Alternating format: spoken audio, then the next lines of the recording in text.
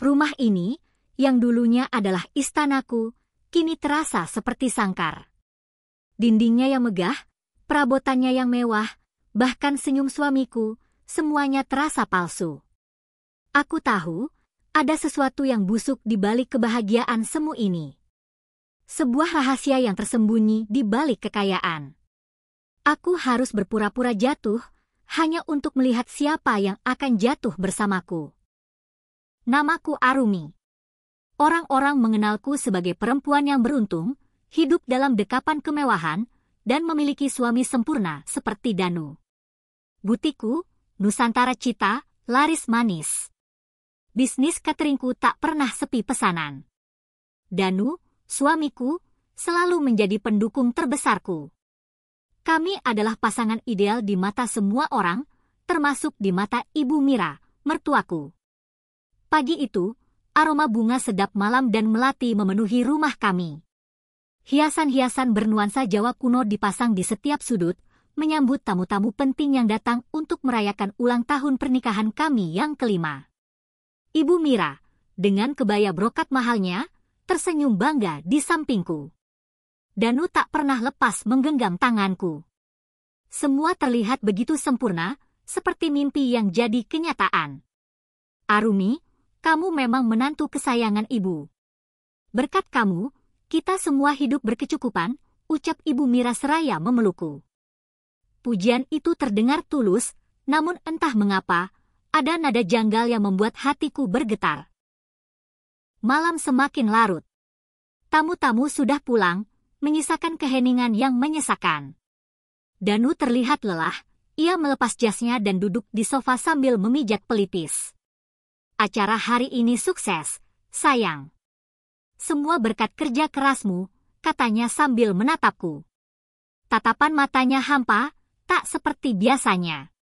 Ia juga tak banyak bicara sepanjang malam. Ketika aku beranjak ke kamar untuk berganti pakaian, ponsel Danu berdering. Nama, Vera, tertera di layar. Danu segera bangkit dan keluar. Aku menguping dari balik pintu. Ya, semuanya sudah siap. Tunggu saja, aku akan mengurusnya secepatnya, bisiknya dengan suara pelan. Danu menutup panggilan itu dan kembali masuk ke kamar dengan wajah dingin. Siapa, Mas? Tanyaku lembut. Bukan siapa-siapa, cuma rekan kerja, jawabnya singkat, tanpa menatapku. Esok harinya, aku pergi ke butik seperti biasa. Namun, perasaanku tak enak. Aku merasa ada yang disembunyikan Danu dariku. Saat aku pulang, aku mendengar Ibu Mira sedang menelepon seseorang. Cepat, Mira. Kita butuh uang itu untuk menutupi utang. Kalau tidak, bisa-bisa kita bangkrut. Siapa yang akan tahu kalau warisan itu sudah tidak ada lagi? Aku mendengar suara panik Ibu Mira. Aku masuk ke dalam rumah. Ibu Mira langsung mengakhiri panggilan dan tersenyum kikuk. Arumi, apa kamu sudah makan? Tanyanya. Sudah, Bu. Aku mencoba bersikap tenang. Ada apa dengan utang? Apa ibu punya masalah? Tidak, Nak. Itu hanya masalah bisnis kecil, jawabnya sambil menghindariku. Malam harinya, aku tak bisa tidur. Pikiranku terus-menerus memutar ulang percakapan Danu dengan Vera dan percakapan Ibu Mira tentang warisan dan utang. Aku mulai sadar ada sesuatu yang tidak beres. Kebahagiaan ini, kemewahan ini, mungkin hanyalah topeng. Aku harus mencari tahu apa yang sebenarnya terjadi sebelum semuanya terlambat. Malam-malam setelah pesta ulang tahun pernikahan kami terasa lebih panjang. Aku tak lagi bisa tidur nyenyak. Kecurigaan merayap dalam pikiranku seperti benang kusut yang sulit diurai. Aku mulai memerhatikan setiap detail kecil, setiap gelagat aneh dari Danu. Ponselnya selalu terkunci, dan dia seringkali pergi terburu-buru dengan alasan rapat mendadak. Ibu Mira pun semakin sering membicarakan tentang kebutuhan bisnis keluarga yang merugi, menyiratkan bahwa aku harus membantu dengan uangku. Suatu sore, Danu bilang dia ada pertemuan penting di luar kota. Awalnya aku percaya, sampai aku melihat pesan notifikasi dari Vera yang masuk ke ponsel Danu saat dia sedang mandi. Ponsel itu tak terkunci. Dengan jantung berdebar, aku membuka pesannya. Sudah sampai di apartemenku? Aku sudah siapkan makan malam, sayang, bunyi pesan itu. Danu bukan di luar kota. Dia sedang berselingkuh dengan Vera, dan apartemen itu, aku tahu, adalah milik Vera, sepupuku sendiri. Tanganku bergetar. Air mata tak bisa kutahan. Semua kebahagiaan, semua cinta yang ia tunjukkan, ternyata hanya sandiwara belaka. Hubungan ini bukan dibangun atas dasar cinta, melainkan atas dasar harta. Harta yang selama ini aku cari dengan susah payah.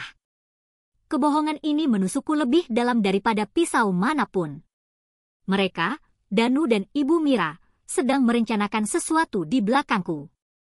Mereka ingin menghabiskan hartaku untuk bisnis mereka yang bangkrut, dan sekarang aku tahu, Vera juga bagian dari permainan kotor ini. Aku duduk di lantai, bersandar di dinding, merenungi semua ini. Betapa bodohnya aku. Aku tidak bisa membiarkan mereka menang. Aku harus melakukan sesuatu. Namun, aku tak bisa langsung menghadapi mereka. Danu dan Ibu Mira akan menyangkal segalanya. Mereka akan membalikkan fakta dan membuatku terlihat seperti istri yang cemburu dan paranoid. Aku butuh bukti yang tak terbantahkan, dan cara paling efektif untuk melihat wajah asli mereka adalah dengan menguji kesetiaan mereka. Tiba-tiba, sebuah ide gila muncul di kepalanya. Aku akan berpura-pura bangkrut. Aku akan membuat mereka percaya bahwa semua uangku sudah habis. Jika cinta mereka tulus, mereka akan tetap berada di sisiku, apapun yang terjadi. Tapi, jika mereka hanya mengincar hartaku, mereka akan mengusirku. Malam itu, saat Danu kembali, aku berakting seolah-olah tak ada yang terjadi. Aku memeluknya seperti biasa, menyiapkan makan malam, dan tersenyum. Namun, di balik senyum itu, aku sudah merencanakan langkah-langkah selanjutnya. Aku akan memulai drama kebangkrutan ini. Aku akan menjual beberapa aset perusahaan, membuat laporan keuangan palsu yang menunjukkan kerugian besar, dan menyewa beberapa aktor untuk berpura-pura menjadi penagih utang. Aku tak bisa lagi kembali ke diriku yang dulu, yang begitu mudah percaya. Aku harus menjadi lebih kuat. Dan sekarang, aku punya tujuan, membuat mereka menyesal dan melihat wajah asli mereka saat aku terpuruk. Ini bukan lagi tentang cinta atau uang. Ini adalah tentang martabat dan pembalasan. Aku memulai dramaku dengan perlahan. Awalnya, aku membuat laporan keuangan palsu yang menunjukkan kerugian kecil, lalu secara bertahap aku tingkatkan angkanya. Danu dan Ibu Mira yang biasanya tak pernah mau tahu urusan bisnisku, tiba-tiba menjadi sangat peduli. Mereka mulai sering menanyakan laporan keuangan butik dan catering. Arumi, apa benar bisnis cateringmu sedang merugi? Coba lihat laporannya, tanya Ibu Mira suatu siang, suaranya terdengar cemas. Padahal, sebelumnya ia tak pernah tertarik. Aku menyerahkan laporan palsu itu kepadanya. Wajahnya langsung berubah muram. Ini tidak benar. Kamu harus segera cari cara untuk menutupi kerugian ini, tukasnya, tanpa memberikan solusi. Danu tak jauh berbeda. Dia yang dulu selalu memujiku, kini mulai sering mengkritik setiap keputusanku. Kamu terlalu boros, sayang. Seharusnya kamu tidak perlu mengeluarkan biaya sebesar itu untuk dekorasi, ucapnya sambil memandangi tagihan yang sengaja ku buat berlebihan. Aku menghela napas, pura-pura lelah. Aku sudah coba, Mas. Tapi sepertinya kita benar-benar harus menanggung kerugian ini. Bahkan, kita mungkin perlu menjual beberapa aset untuk menutupi utang. Mendengar kata, jual aset, mata Danu dan Ibu Mira langsung berbinar. Wajah panik mereka seketika berubah menjadi penuh harapan. Aku bisa melihat jelas keserakahan yang terpancar di mata mereka. Mereka tak peduli padaku. Mereka hanya peduli pada aset yang bisa mereka dapatkan. Puncak dari sandiwaraku adalah ketika 2 orang yang kusewa berpura-pura menjadi penagih utang datang ke rumah. Mereka berteriak-teriak di depan pintu, menuntut pembayaran dari bisnisku yang bangkrut. Aku berakting panik, berpura-pura menangis dan memohon mereka untuk menunggu. "Arumi, ini memalukan," teriak Ibu Mira dengan suara melengking. "Kenapa kamu bisa punya utang sebanyak ini? Kamu hanya mempermalukan keluarga kita." Danu, yang biasanya tenang, kini terlihat sangat marah. "Kamu tidak becus mengelola uang. Ini semua salahmu." Mereka tak memberikan dukungan. Mereka tak mencoba menghiburku. Mereka justru menyalahkanku, seolah-olah semua ini adalah kesalahanku. Hatiku terasa sakit, namun aku harus kuat. Aku harus melanjutkan semua ini sampai akhir. Aku tahu, mereka tak akan tinggal diam setelah ini. Mereka akan merencanakan sesuatu untuk mengambil semua yang tersisa dariku. Dan aku harus siap. Drama kebangkrutan yang kurencanakan mencapai puncaknya. Setelah insiden, penagih utang yang memalukan, suasana di rumah menjadi semakin mencekam. Danu dan Ibu Mira tak lagi bicara padaku dengan nada normal. Setiap percakapan kami hanya berisi tuduhan dan cemoohan. Aku tahu, mereka sedang menunggu momen yang tepat untuk mengambil langkah selanjutnya. "Arumi, kamu sudah tidak bisa lagi tinggal di sini," kata Ibu Mira dengan wajah dingin saat kami sedang makan malam. "Bisnismu bangkrut, utangmu menumpuk, dan kamu hanya membawa aib bagi keluarga ini." Danu hanya diam, menatapku tanpa ekspresi, seolah-olah dia setuju dengan ucapan ibunya. "Masa depan kita hancur karena kamu, sayang," katanya dengan nada yang tak menunjukkan sedikit pun rasa sayang. Hatiku hancur berkeping-keping. Aku tahu ini hanyalah sandiwara, tetapi mendengar kata-kata itu langsung dari mulut mereka terasa sangat menyakitkan. Aku bangkit dari kursi, dadaku terasa sesak. "Jadi, kalian mengusirku?"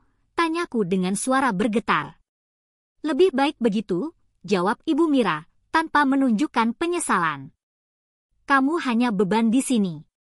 Danu meletakkan sendoknya, seolah-olah percakapan ini sudah selesai. "Aku akan siapkan mobil. Kamu bisa mengemas barang-barangmu sekarang." Mereka bahkan tak memberiku waktu untuk berpikir. Mereka sudah merencanakan ini. Dengan langkah gontai, aku naik ke kamar. Aku hanya membawa beberapa pakaian dan dokumen penting. Setelah semua barangku dimasukkan ke dalam koper, aku menuruni tangga. Danu menatapku dengan tatapan kosong, dan Ibu Mira hanya menyilangkan tangan di dada. Aku berjalan keluar rumah, merasakan angin malam menerpa wajahku. Aku tak menoleh ke belakang. Di pinggir jalan, aku berhenti. Tak ada taksi yang lewat. Koper di tanganku terasa berat, tapi hatiku jauh lebih berat. Tiba-tiba, sebuah mobil mewah berwarna hitam berhenti di sampingku.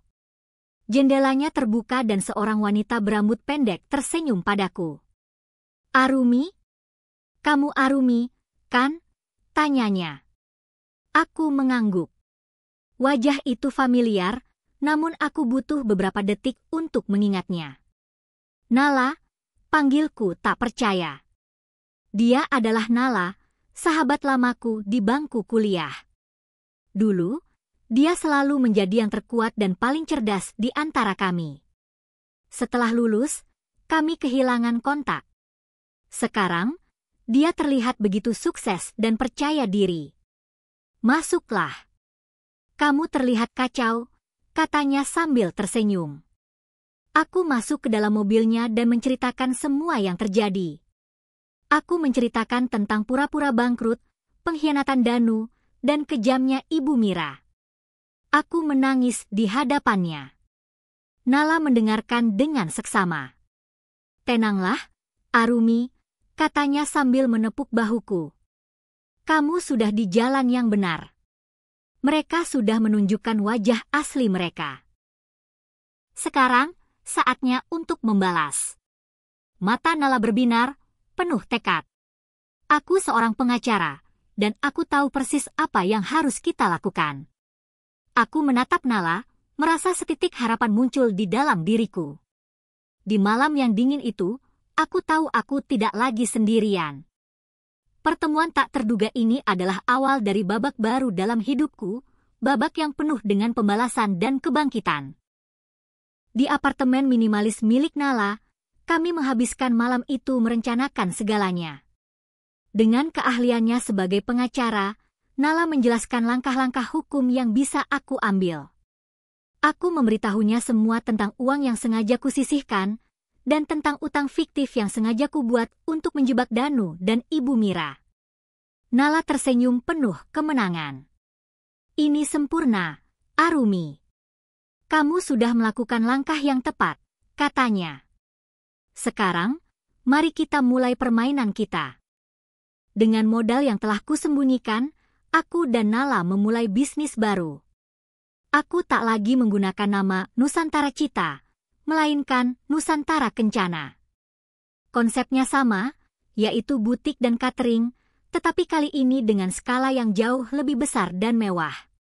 Kami menyewa sebuah ruko di pusat kota yang strategis, merekrut tim yang lebih profesional, dan menggunakan bahan-bahan terbaik. Aku bekerja siang dan malam, melupakan semua rasa sakit yang telah kualami. Setiap jahitan yang kubuat, setiap masakan yang kuracik, adalah bentuk pembalasan. Di sisi lain, aku tahu Danu dan Ibu Mira sedang menikmati hidup mereka. Mereka sudah mengambil alih rumah, butik, dan bisnis catering lamaku. Aku sengaja tidak menjual aset-aset itu, melainkan hanya mengumumkannya bangkrut. Ini adalah bagian dari rencanaku. Danu dan Ibu Mira hidup berfoya-foya dengan kekayaan yang mereka kira milik mereka. Mereka tak tahu bahwa utang fiktif yang kusisihkan akan segera jatuh tempo. Utang yang secara hukum menjadi tanggung jawab mereka setelah mereka mengambil alih aset-aset itu. Nala terus mengawasinya. Mereka bahkan tak pernah memeriksa dokumen apapun, katanya sambil tertawa di telepon. Mereka terlalu buta oleh keserakahan. 1 bulan berlalu. Butik dan cateringku, Nusantara Kencana, sudah sukses besar. Kami mengadakan pesta pembukaan yang sangat meriah. Banyak tamu-tamu penting datang, termasuk beberapa mantan klien butik lamaku. Mereka memuji keberanianku untuk bangkit dari kebangkrutan. Aku hanya tersenyum, menyembunyikan rencana besarku. Aku tahu, ini bukan akhir. Ini baru permulaan. Utang fiktif yang kusisihkan sebentar lagi jatuh tempo, dan aku sudah menyiapkan pengacara dari firma Nala untuk mengurus segalanya. Aku membayangkan wajah Danu dan Ibu Mira saat mereka tahu bahwa semua kekayaan yang mereka ambil akan disita untuk melunasi utang yang sebenarnya bukan milik mereka. Aku tak lagi merasakan sakit. Yang kurasakan hanyalah kepuasan. Kepuasan dari pembalasan yang akan segera terjadi. Hari yang kutunggu akhirnya tiba. Pagi itu, ponselku berdering. Nama Nala tertera di layar. Aku mengangkatnya, jantungku berdebar tak karuan. Sudah dimulai, Arumi, kata Nala dengan suara penuh kemenangan. Mereka sudah menerima surat panggilan dari pengadilan. Aku menutup telepon, tak bisa menahan senyum puas. Aku membayangkan ekspresi kaget di wajah Danu dan Ibu Mira saat membaca surat itu. Sebuah surat yang berisi tuntutan dari bank untuk segera melunasi utang fiktif yang sengaja kubuat. Utang yang secara hukum menjadi tanggung jawab mereka setelah mereka mengambil alih aset-asetku. Tak butuh waktu lama. Sore harinya, berita tentang penyitaan aset Danu dan Ibu Mira sudah menyebar di media sosial. Rumah mewah yang mereka kuasai kini disegel. Butik dan catering lamaku ditutup paksa. Semua aset yang mereka kira milik mereka kini disita untuk melunasi utang yang menumpuk. Aku melihat foto-foto yang beredar, wajah Danu dan Ibu Mira terlihat panik, ketakutan, dan hancur. Mereka tak lagi berada di balik topeng kebahagiaan palsu. Di tengah kekacauan itu, aku mendapat kabar tak terduga dari Nala. Vera, selingkuhan Danu, juga ikut menghilang, katanya. Rupanya dia langsung pergi setelah tahu Danu jatuh miskin. Ternyata cinta mereka juga hanya sebatas harta. Informasi itu tidak membuatku terkejut. Justru, aku merasa lega. Vera adalah bagian dari rencana jahat mereka. Dan kini, ia mendapatkan karmanya. Danu dan Ibu Mira kini tak punya apa-apa lagi. Mereka kehilangan segalanya, termasuk satu-satunya orang yang mereka pikir setia, yaitu Vera. Mereka jatuh miskin dan hidup dalam penyesalan yang mendalam. Mereka akhirnya merasakan bagaimana rasanya hidup tanpa harta, hidup tanpa kemewahan, dan hidup dalam kehinaan. Aku merasa sudah membalas dendam dengan cara yang paling manis. Ini adalah pukulan telak baginya. 2 minggu setelah penyitaan, kabar tentang kejatuhan Danu dan Ibu Mira menjadi topik hangat. Mereka benar-benar tak punya apa-apa lagi. Aku tahu, ini saatnya untuk menghadapi mereka. Bukan karena kasihan, tapi untuk melihat secara langsung bagaimana pengkhianatan yang mereka lakukan sekarang berbalik menghancurkan mereka. Suatu siang, saat aku sedang memeriksa pesanan catering di butikku, seorang karyawan memberitahuku bahwa ada 2 orang yang memaksa ingin bertemu denganku. Aku tahu siapa mereka. Aku menghela napas, lalu memerintahkan karyawan itu untuk mengantar mereka ke ruanganku. Pintu terbuka. Di sana berdiri Danu dan Ibu Mira. Mereka tampak sangat berbeda. Wajah Ibu Mira yang biasanya sombong kini terlihat kuyu dan lelah. Danu, yang dulu selalu rapi, kini terlihat lusuh dan tak terurus. Mereka menatapku dengan mata penuh penyesalan dan keputusasaan. Arumi.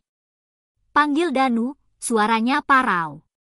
Aku tidak mengenal kalian, jawabku dingin. Siapa kalian dan ada urusan apa?